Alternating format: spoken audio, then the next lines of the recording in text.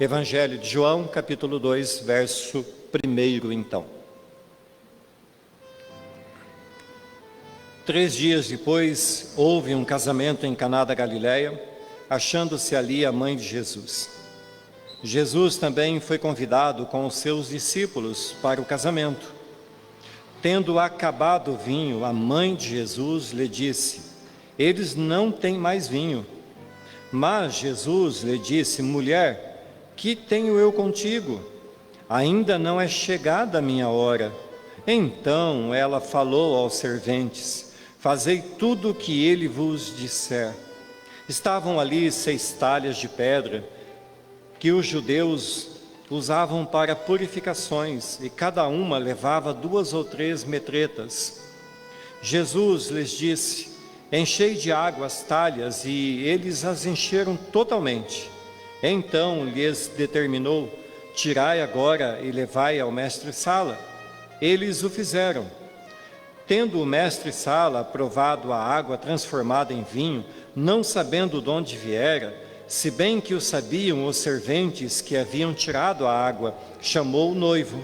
Ele disse: todos costumam pôr primeiro o bom vinho, e quando já beberam fartamente, servem o inferior. Tu, porém, guardaste o bom vinho até agora.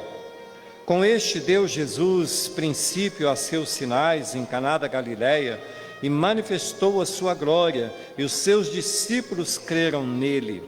Depois disso, desceu ele para Cafarnaum, com sua mãe, seus irmãos e seus discípulos, e ficaram ali não muitos dias. Amém. Bondoso Deus, diante de Ti nos reclinamos, colocando a nossa vida nas Tuas mãos mais uma vez e clamando: Espírito Santo, abre o nosso entendimento, abre, Senhor Deus, o nosso coração, quebra as barreiras, ó Deus, tudo aquilo que possa nos impedir de ouvir e escutar essa palavra, e de sermos curados por ela, transformados por ela. Aponta no íntimo do nosso ser, ó Deus, aquilo que precisa ser tirado, mudado, transformado, curado, sarado. Ajuda-nos, ó Deus, a vencer todas as barreiras, tudo aquilo que possa nos impedir de sermos curados pelo poder da Sua palavra. Tu és, ó Deus, aquele que conhece o nosso íntimo, que sabe o nosso interior e sabe quantas são as nossas carências e necessidades de Ti mesmo, Senhor. Portanto, Pai, fala conosco por meio de Tua palavra nessa noite, eu te peço, em nome de Jesus. Amém. Glória a Deus. Meus queridos, eu quero dizer que essa palavra que já foi pregada aqui na igreja uma outra vez, mas a primeira parte desse sermão será um intensivo de casais. Será assim uma parte para que nós, como casais, repensemos algumas coisas, para que nós vejamos nisso uma oportunidade de consertar algumas coisas no nosso lar, no nosso casamento, com nossa esposa, com nosso marido, com nossos filhos. Mas acima de tudo, irmãos, essa palavra, esse primeiro milagre feito por Jesus, ele é feito para que os seus discípulos cresçam nele, como diz aqui o texto bíblico. Por isso que foi um milagre tão feito ali nos bastidores, sem anúncios, sem trombetas, mas para que ali se desse o princípio dos milagres e do ministério de Jesus. Muito bem, queridos, a guisa de introdução, desde que nós fomos criados, Deus, Ele tem usado de sua bondade, de sua misericórdia para conosco, e analisando, irmãos, fazendo uma análise sincera do que o homem tem feito ao longo do tempo, suas obras, suas guerras, suas atitudes, muitas vezes atitudes de falta de amor ao próximo e ao próprio Deus, revelam um estado muito crítico, um estado muito terrível da humanidade. Quando nós olhamos para nós mesmos, num passado muito recente, tudo que vemos são pecadores caídos, e mesmo assim, Deus, da altura da sua graça e misericórdia, Ele olhou para nós, Ele viu o estado em que estávamos, um estado de terrível pecado, e assim mesmo, diz a palavra dele, que Ele nos amou, estando nós em delitos e pecados. Irmãos, nunca nós poderemos entender nem a quantidade, nem o poder deste amor, dessa graça, deste perdão de Deus derramado sobre nós, de um amor, de um perdão que está acima do nosso merecimento, mas de um amor e de um perdão que está voltado ao próprio Deus, por causa do seu próprio nome, da sua generosidade, dessa generosidade que tem nos alcançado, vindo de geração em geração, até que nos alcançou em Cristo Jesus e nos colocasse então diante dele na condição de perdoados e salvos. E essa salvação, esse perdão não foi de graça, ele custou e custou muito, mas o preço não estava ao nosso alcance. Não podíamos pagar pelo perdão dos crimes que cometemos diante de Deus. Então, diante disso, Jesus, o Filho unigênito, pagou a dívida. A pena aplicada sobre o próprio Filho de Deus, e a aplicação dessa pena sobre ele foi o nosso perdão, foi a nossa liberdade dessas dívidas. Jesus, ele assumiu sobre si a nossa culpa e tomou sobre ele a punição que era para nós. E tudo isso, meus irmãos, tudo isso que estou falando, teve o cumprimento na obra da cruz. Mas até chegar a esse ponto crucial, Jesus fez muitas coisas em seu ministério. Meus irmãos, há muitos milagres realizados por Jesus, relatados na Bíblia, tantos que a palavra vai dizer que, se fossem escritos, não caberiam os livros nesse mundo. Mas nessa noite eu quero abordar e quero me conter a este primeiro milagre, esse primeiro milagre relatado por João, da transformação de água em vinho. Primeiro ponto, então, queridos, Jesus, ele veio estar conosco. Jesus, ele veio andar no nosso meio, ele veio viver entre aqueles que ele mesmo criou. Então, o primeiro verso vai dizer assim: 3 dias depois houve um casamento em Caná da Galileia, achando-se ali a mãe de Jesus. Vejam, amados, que sabemos que o tempo em que Jesus realizou o seu ministério na terra foi muito pequenininho, mas Jesus, ele viveu de forma intensa o tempo em que ele esteve aqui na terra. Quando nós lemos os capítulos anteriores, nós vemos que 3 dias antes ele já havia tido um encontro com Pedro, com André, com Felipe e com Natanael, e agora ele está aqui em Caná da Galileia, convidado para um casamento juntamente com os seus discípulos. Todos nós, irmãos, nós vivemos dias muito trabalhosos e sobrecarregados, dias de muitas preocupações, de medos, como disse o irmão Jean. Temos pouco tempo para descansar, e o dia a dia não nos permite simplesmente dizer assim: hoje eu estou cansado e eu não vou fazer mais nada, eu vou parar com tudo, eu não vou continuar, eu vou desistir. Pelo contrário, essa pressa do tempo exige de nós que nós corramos, que nós andemos, que nós peguemos ritmos, porque a roda está rodando e nós temos que continuar seguindo em frente. Nós precisamos recobrar as forças a cada manhã, porque a cada manhã também as misericórdias do Senhor se renovam sobre nós. Buscar ânimo no Senhor e continuar. E todos os dias, pela fé, Então nós, a despeito do momento, a despeito da circunstância, daquilo que estejamos vivendo, a despeito das nuvens negras, nós então subimos acima delas, olhamos para o sol da justiça brilhando sobre nós, então continuamos em frente.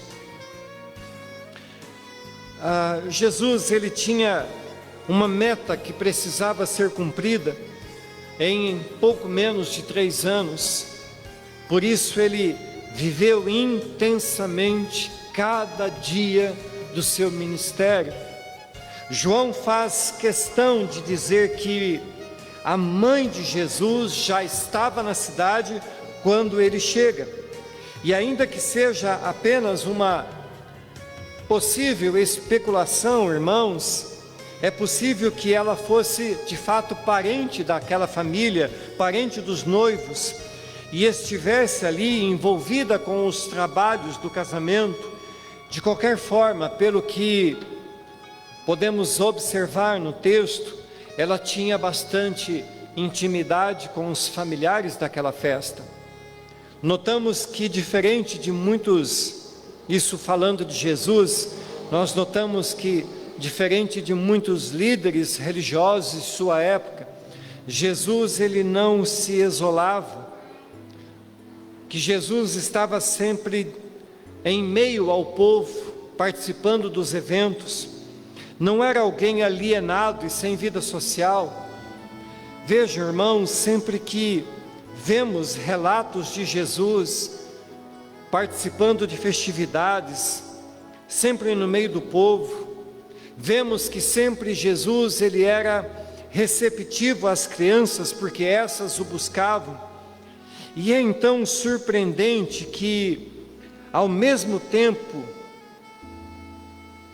que é surpreendente, é maravilhoso, vermos o quanto ele se identifica com aqueles que ele mesmo havia criado, e o quanto isso é grandioso, irmãos, o Criador, vivendo, andando, assentando, comendo o mesmo pão, na mesma mesa da criatura. Se nós olhamos dessa forma e percebemos esse Jesus que se fez homem para estar no nosso meio, nós vemos a identificação com ele, nós percebemos que ele assumiu a nossa forma, nós percebemos que ele sofreu o nosso sofrimento e morreu a nossa morte, mas ele também, ao morrer e ao ressuscitar, ele se identificou conosco, dando a sua vida, e passamos a ter a vida de Cristo. Isso, irmãos, nos leva a entender o segundo ponto dessa mensagem, que está no verso 2. Jesus também foi convidado com os seus discípulos para esse casamento. Quem já casou, ou que ainda vai casar, e está preparando tudo, sabem o quanto é complicado, quantas coisas precisam ser pensadas. São tantos detalhes que chegam a tirar a paz dos noivos. Os dias parecem que ficam cada vez menores e o tempo não dá para fazer quase nada. O dinheiro, então, nunca é o suficiente para tudo que precisa ser feito. E ainda de sobremesa, nesse tempo, nós estamos vivendo uma terrível crise sanitária que se propõe até mesmo a impedir que alguns casamentos aconteçam, que algumas festas venham a acontecer. E gerenciar esse tempo, essas dificuldades, essas crises, arranjar mais dinheiro, diminuir a lista de convidados, remarcar o casamento, repensar a festa, tudo isso, irmãos, é possível. Para todas essas coisas tem um jeito. Mas uma coisa, amados irmãos, é impossível. Uma coisa não pode ser deixada de lado. porque o mais importante de todos os convidados precisa estar no casamento.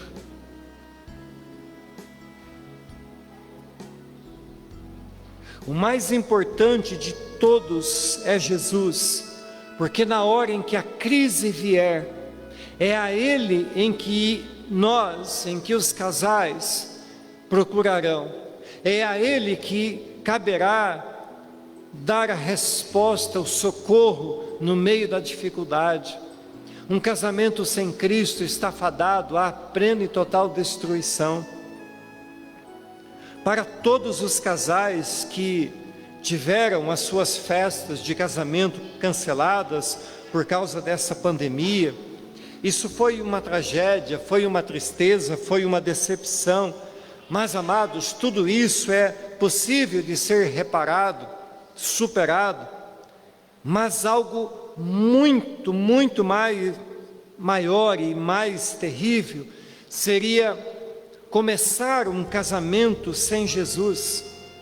Muitos casais, por não terem Jesus em seus casamentos, têm andado à beira do colapso total, não possuem nenhuma garantia de que vão conseguir vencer estes momentos de dificuldade.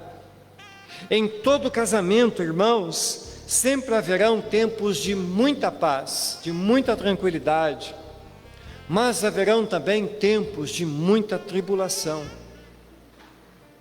E Jesus é necessário. Jesus, Ele é a pessoa mais importante para estar no casamento de todos nós. E nós, como cristãos maduros, devemos saber que ter Jesus em nossa vida, em nosso casamento, em nossa casa, obviamente não nos exime, não nos isenta de dificuldades. O próprio Senhor falou que haveriam dificuldades. E lendo a palavra de Deus, nós podemos ver que todos os discípulos foram perseguidos, sofreram. Houve momentos de muita tensão, a maioria foi morta.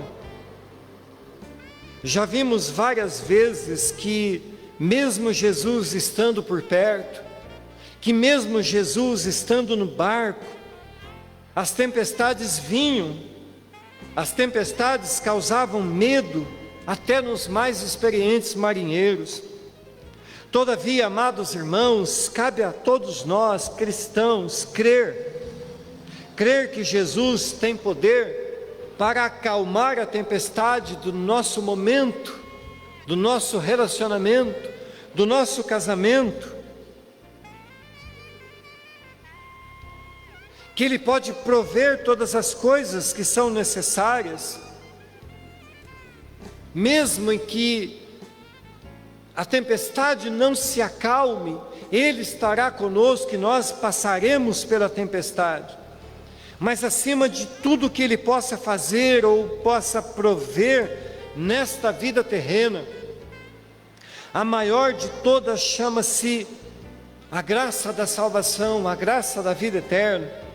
Acima de todo livramento, de toda provisão, deve estar sempre em nossa mente e coração o pensamento de que aquilo que está por vir, que a vida eterna é maior de todas as bênçãos. E isso nos leva, irmãos, ao terceiro ponto. Mas Jesus estava na festa com seus discípulos. E nós veremos já que houve uma falha nos cálculos do consumo, houve uma falha nos cálculos da provisão, daquilo que era necessário para manter a festa alegre. E isso logo de início, irmãos, nos ensina que precisamos pensar muito bem antes de tomarmos algumas decisões. Precisamos considerar atentamente em todos os detalhes para não sermos surpreendidos pelas más notícias causadas não pelos infortúnios e imprevistos, mas pelas más notícias muitas vezes causadas por nossas próprias decisões erradas. Pelo que vemos, havia muitos convidados na festa. Não só Jesus estava ali, mas sua família e também alguns de seus discípulos, talvez uns 5.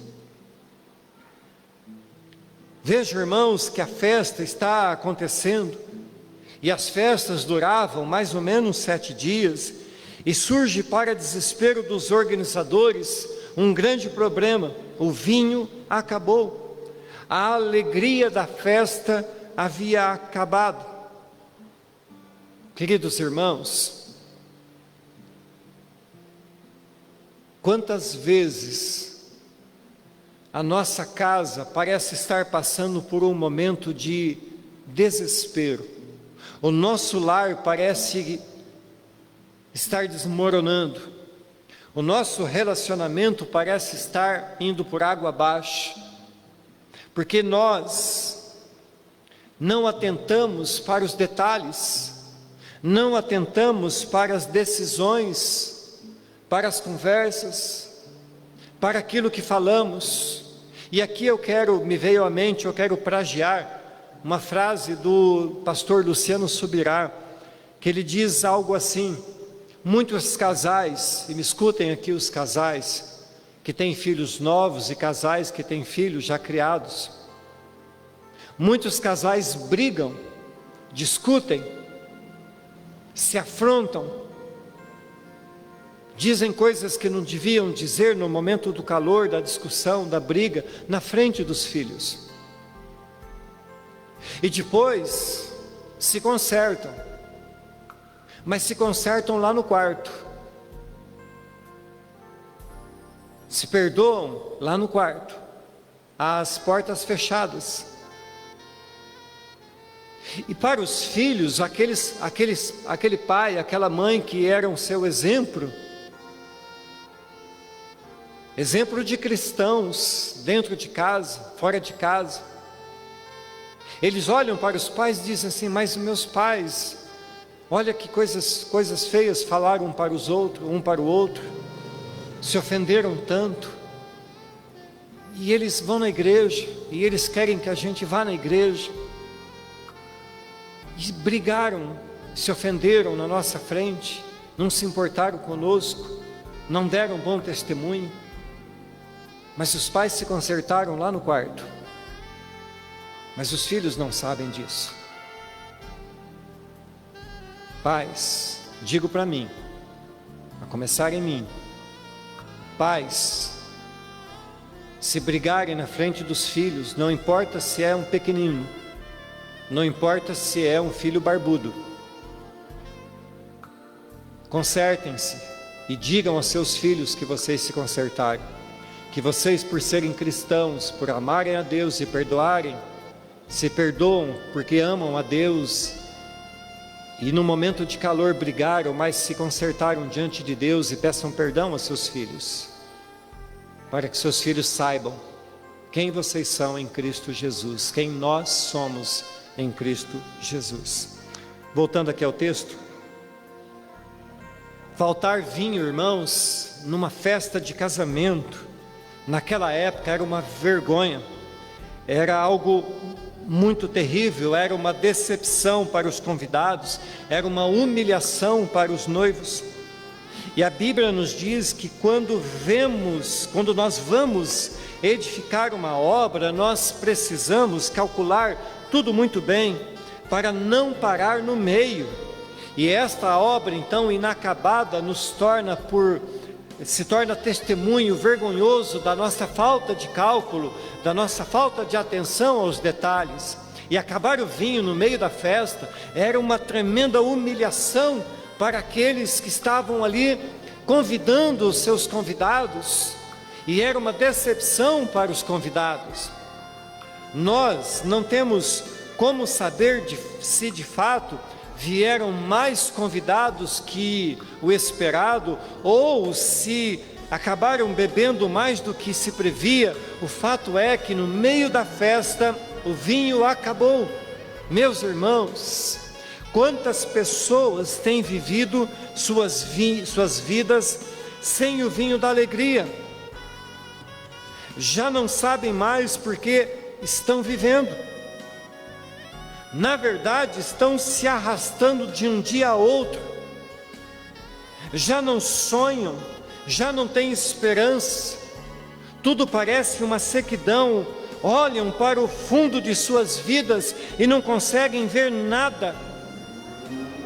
Tudo parece que secou, acabou até a última gota. E mais uma vez, irmãos, se nós queremos ter um casamento abençoado, de longos e longos anos duradouros, nós precisamos cuidar para que não falte o vinho da alegria, para que não falte a presença de Deus em nossos relacionamentos. E o mais trágico é que a maioria das pessoas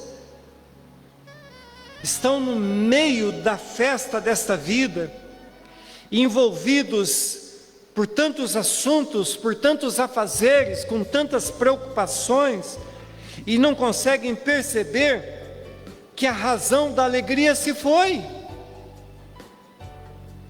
Empurra com a barriga mais um dia, vive mais um dia, mas é um dia de uma vida sem vida, de um dia cinzento, sem alegria, sem nada. Esquecem de Deus, esquecem do relacionamento com Deus, da vida com Deus, da vida de comunhão na igreja, e esquece que o casamento também faz parte do culto de adoração a Deus.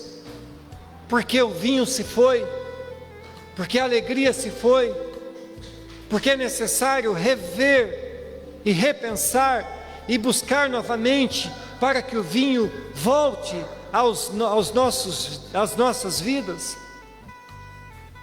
Os convidados desta festa estavam alegres, mas logo eles talvez seriam informados de que a festa teria que acabar, porque o vinho acabou.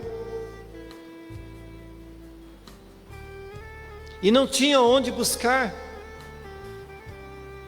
Amada igreja, ainda que isso seja quase que uma ilustração, todavia na vida real é bem assim.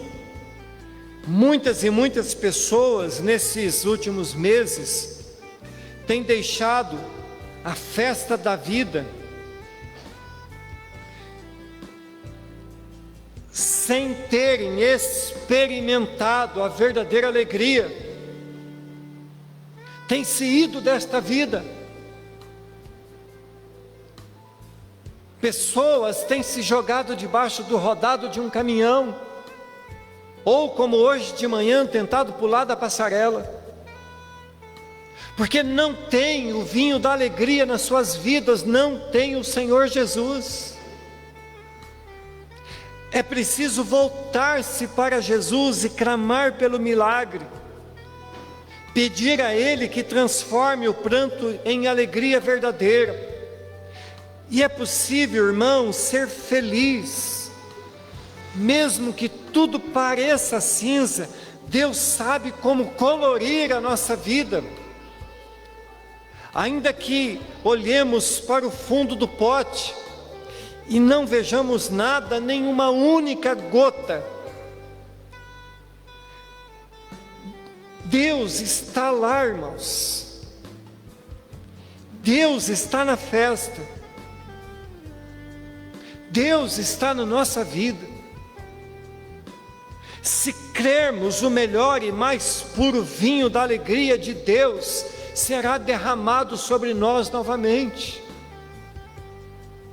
Nosso cálice transbordará na presença de Deus. Se crermos e buscarmos, Deus suprirá e Deus fará transbordar em nossas vidas aquilo que é necessário.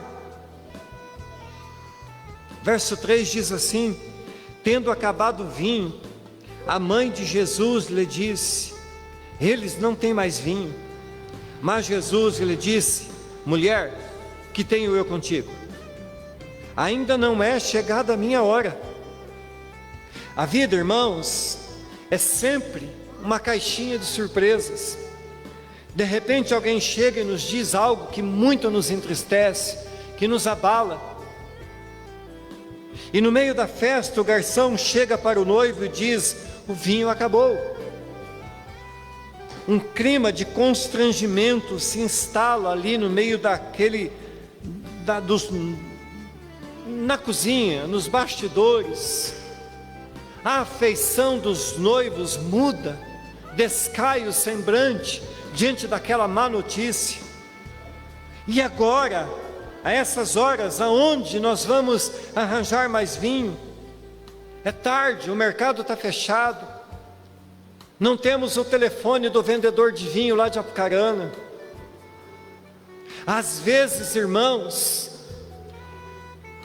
nós recebemos notícias que tiram a nossa paz. Somos tomados pelo medo, pelo pânico e até pelo desespero. Por isso, amados irmãos, ter pessoas por perto nos ajudam. Ainda que João nunca mencione o nome da mãe de Jesus, sabemos que ela, sabendo quem era Jesus, vai até ele e pede a sua ajuda. Estava ali a mãe de Jesus. E óbvio, irmãos, para que fique claro a todos nós que já sabemos, ou quem ouve ou ouvirá essa mensagem, aqui não está certificando que Maria é intercessora, mas apenas que ela estava naquela festa, e ela, vendo a necessidade, busca por aquele que ela sabia que podia fazer algo. Mas Jesus lhe diz: mulher, o que tenho eu contigo? Jesus, ao dirigir-se à sua mãe desta forma, mulher, que tenho eu contigo, não está sendo ríspido. Ele está falando com ela de uma forma respeitosa, mas comum naquela época. Aliás, irmãos, quando nós vemos o decorrer do texto bíblico, lá no alto da cruz, já quando Jesus está sendo crucificado, está ali perto a mãe dele, e João, ele diz: eis aí a tua mãe.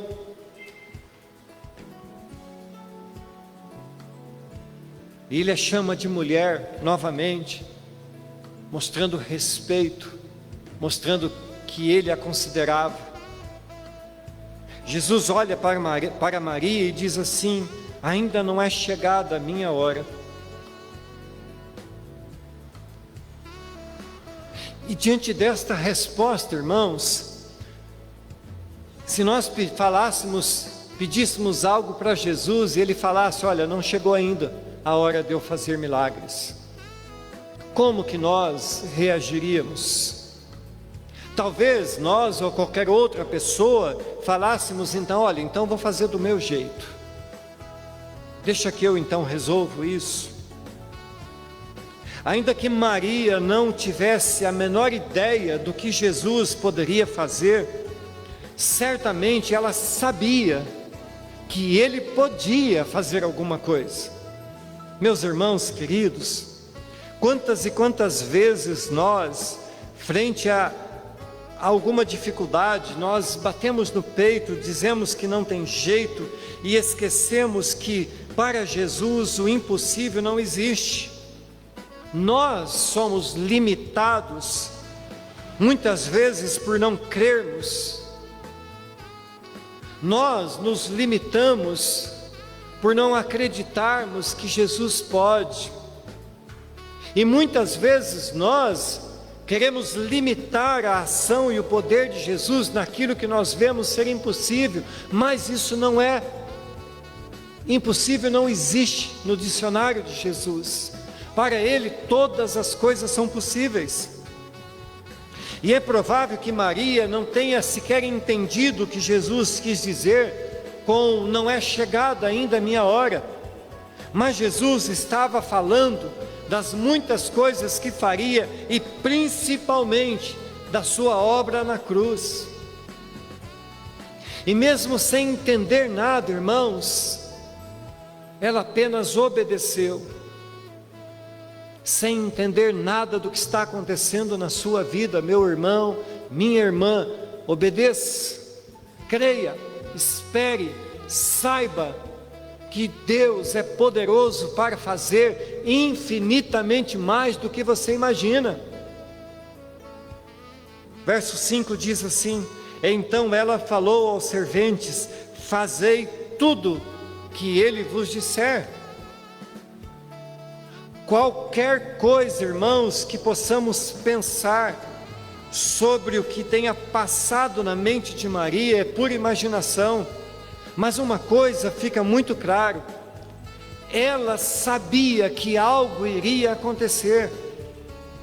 A Bíblia diz que Jesus foi obediente até a morte, morte de cruz.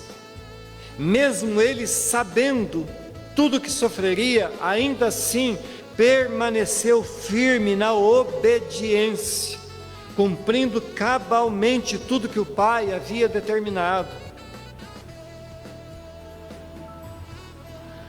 Nós já sabemos que ser obediente diante de Deus é algo indispensável para cada um de nós.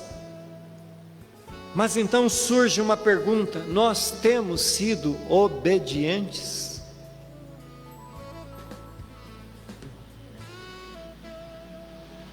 Veja, irmãos, como isso é tão sério, o quanto nós dependemos da graça de Deus, porque se dependesse da nossa obediência para sermos salvos, já estaríamos condenados.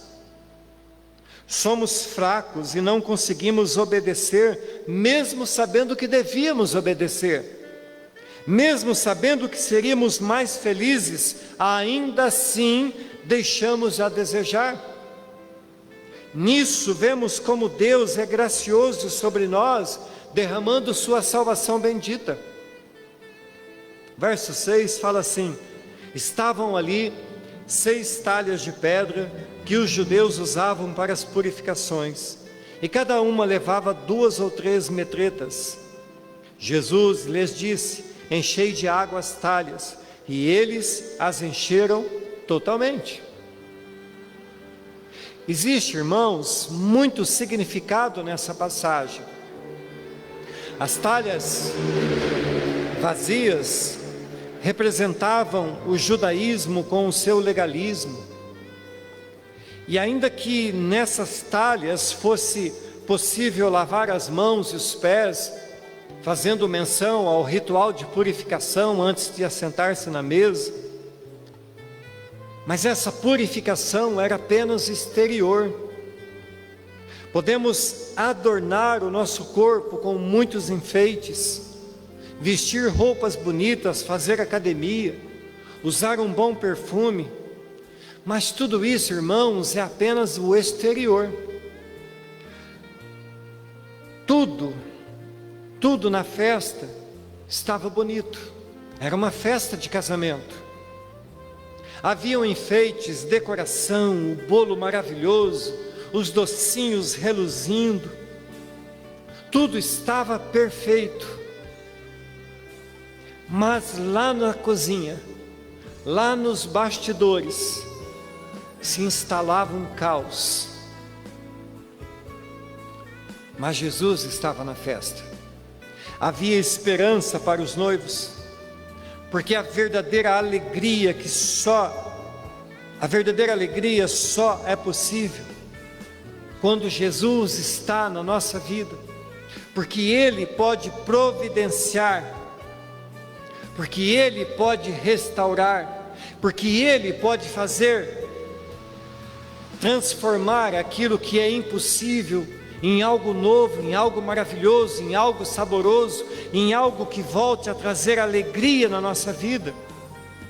Jesus faria ali, irmãos, o seu primeiro milagre, seu primeiro sinal, para mostrar que um tempo de renovo estava começando na terra. Ainda que Jesus pudesse fazer brotar vinho dentro daquelas talhas, Ele envolve mais pessoas, e Ele pede então ajuda. Ele pede para que pessoas participem, Ele inclui pessoas na realização desse milagre. Meus irmãos, Deus pode operar milagres? Pode. Deus pode salvar vidas? Pode. Deus pode ressuscitar os mortos? Nada é impossível para Ele. Todavia, irmãos, quase sempre, Ele nos inclui como parte desse milagre. Ele nos comissionou para ir e pregar o Evangelho. Ele nos comissionou, como foi cantado, para que a nossa voz seja uma voz que profetize bênçãos. Ele nos deu poder e autoridade por meio do Espírito Santo para curar enfermos e repreender demônios. Ele usa os seus para que o seu Evangelho seja pregado aos confins da terra. Os servos teriam muito trabalho para encher aquelas talhas, porque afinal de contas, essas talhas eram de cerca de 100 litros cada uma. E aqueles servos, aqueles homens que ali estavam ajudando, precisariam caminhar e ir até o poço, encher o balde, trazer água novamente, e encher aquelas cisternas com muito esforço, com muita dedicação. Servir a Deus, ouvir a sua voz e obedecer. Quando eu obedecer foi cantado. Exige de nós disposição, empenho, força, vontade, ânimo, desejo de fazer. Mas aí dizemos para Deus: Senhor, transforma a minha vida, salva o meu marido, salva a minha esposa, traz os meus filhos para a igreja, cura disso, cura daquilo, faz isso, faz aquilo. Mas como disse certo pregador, muitas vezes a nossa fé é tão pequena quanto a nossa vontade de orar, quanto a nossa vontade de servir a Deus, de ler a Bíblia, de vir à igreja. Os servos precisavam andar, indo e vindo, várias e várias vezes, para encher as talhas. Não tinha água encanada, não tinha conforto algum. E a Bíblia não fala, irmãos, mas talvez eles tenham tido que lavar aquelas talhas. Afinal, eram usadas para lavar as mãos, tirar dali a água para lavar os pés. Tenho que ter tido, talvez eles tivessem que jogar a água suja, usada, que estava lá, para então pôr a água limpa. Muitos cristãos querem viver, experimentar o novo de Deus, mas não querem passar pelo processo de limpeza, não querem jogar fora os velhos costumes, os velhos hábitos, os velhos trejeitos da velha vida. O ir e vir dos servos buscando água na cisterna nos faz pensar que para servir a Deus é preciso que nós queiramos, obedeçamos, e então, através do nosso desejo e vontade e prática, honrá-lo e fazer a sua vontade. Vejam, amados irmãos, nós temos todas as coisas, todos os benefícios. Temos carro, bicicleta, moto, ônibus, saúde. O bem mais precioso, amados irmãos, o bem mais precioso que eu e você temos, você que me ouve e assiste pela internet, a coisa mais rica e maravilhosa que temos hoje, chama-se saúde, chama-se vida. Então nós não podemos fazer corpo mole para servir a Deus e obedecer a sua voz. João vai dizer que os servos encheram as talhas totalmente. Como disse certo pregador, não é servir a Deus mais ou menos, não era encher as talhas mais ou menos, mas é encher totalmente. E ainda que não tivessem entendendo nada, mas a sua obediência os poria na cena de um grande milagre. Suas vidas nunca mais seriam as mesmas. Por isso, irmãos, vamos servir a Deus totalmente, nos dispor totalmente, para fazermos parte e vermos os milagres de Deus acontecendo. Isso nos leva, irmãos, para um outro ponto, onde então os servos ali enchendo aquelas talhas, então Jesus vai falar assim: pode tirar, pode levar para o mestre-sala. E eles olham de repente e falam: ué, mas só tem água.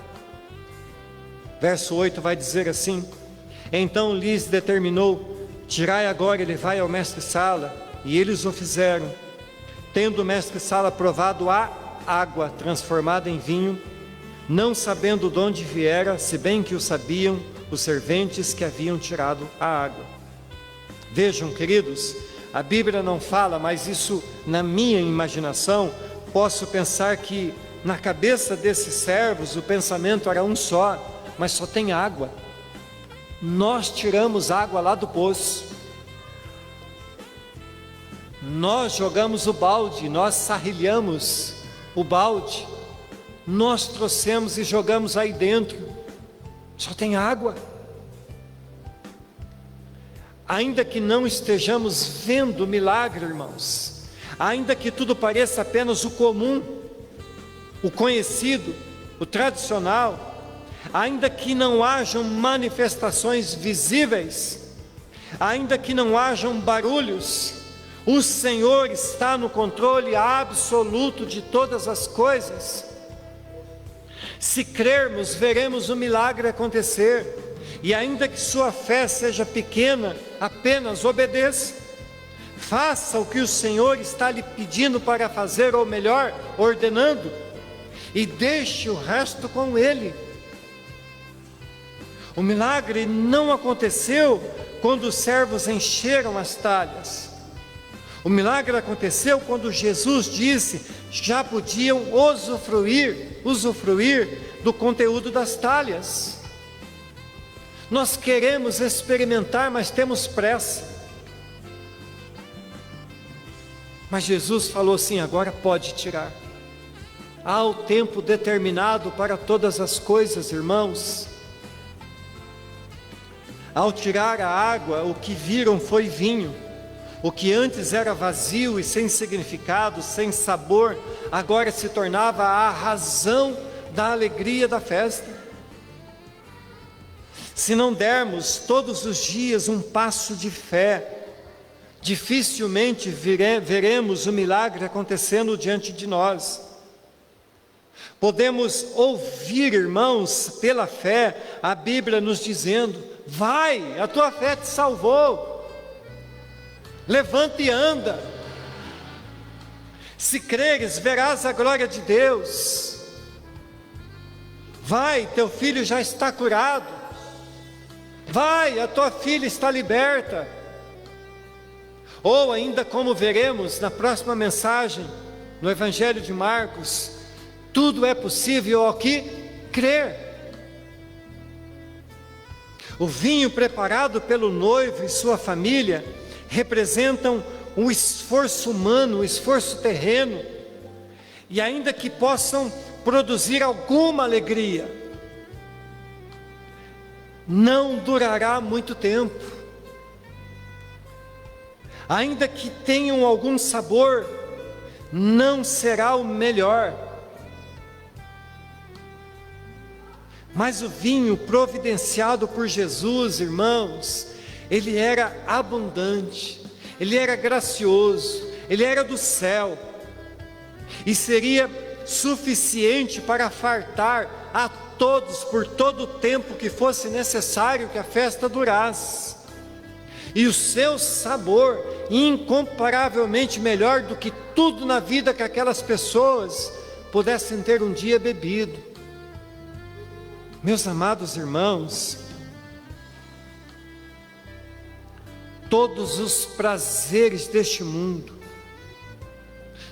tudo que possamos conseguir pelo esforço do nosso trabalho, ainda que seja tudo conquistado com honestidade, ainda assim nunca será o suficiente para preencher a necessidade do nosso espírito.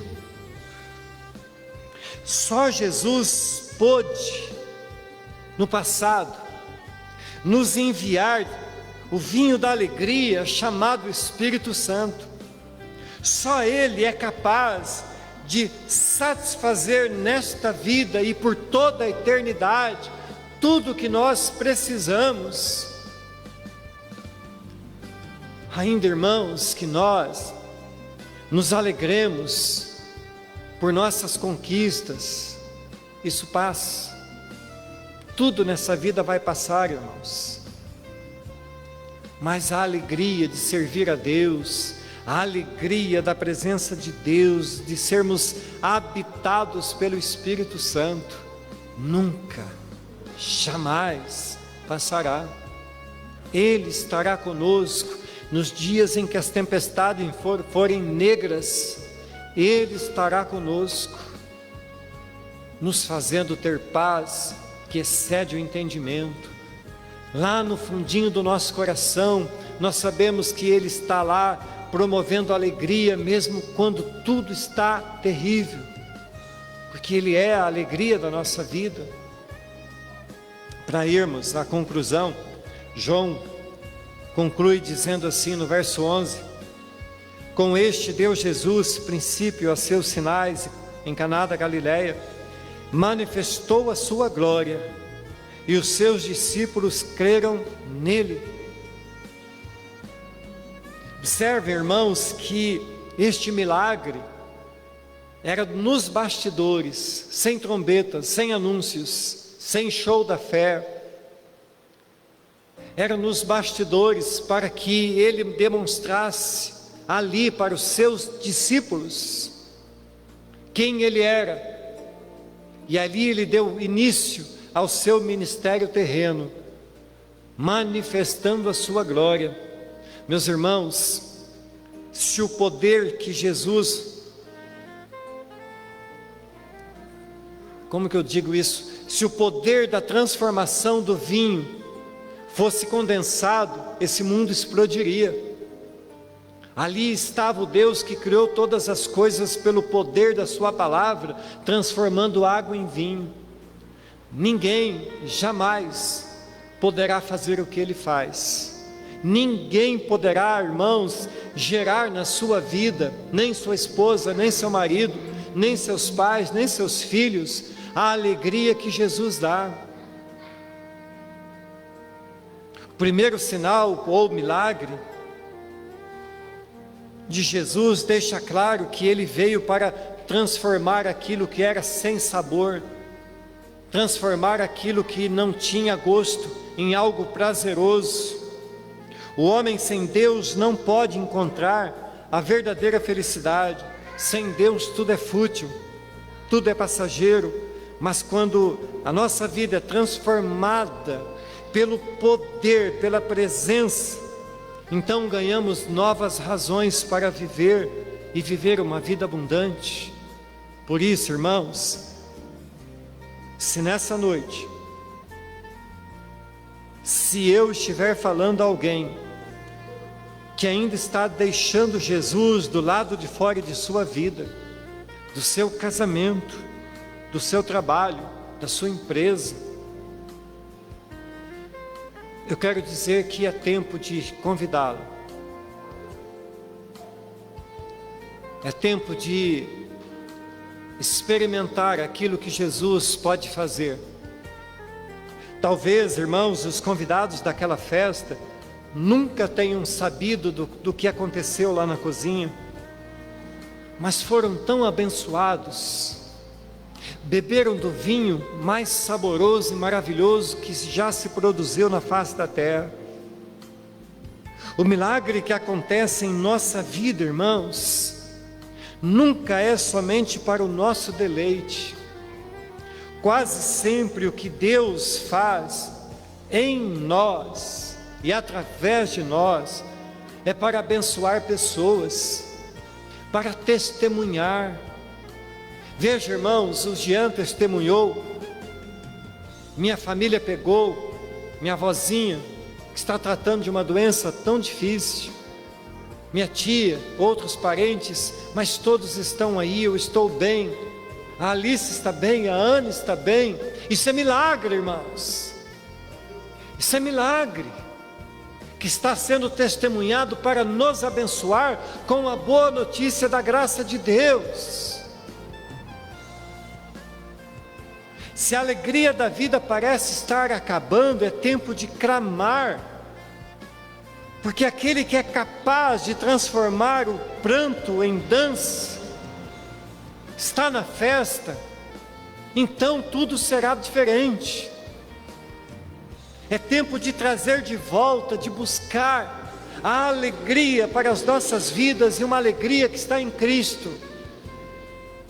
Talvez, irmãos, eu esteja falando, eu conheço todos aqui na igreja, e sei das vidas de todos, e sei que todos aqui já servem a Deus, já entregaram suas vidas para Deus, mas talvez eu esteja falando com alguém na internet, que não fez isso ainda. É tempo de fazer, é tempo de convidar Jesus e experimentar a transformação que Ele faz na sua vida. É tempo de procurar a Deus e entregar a sua vida a Deus.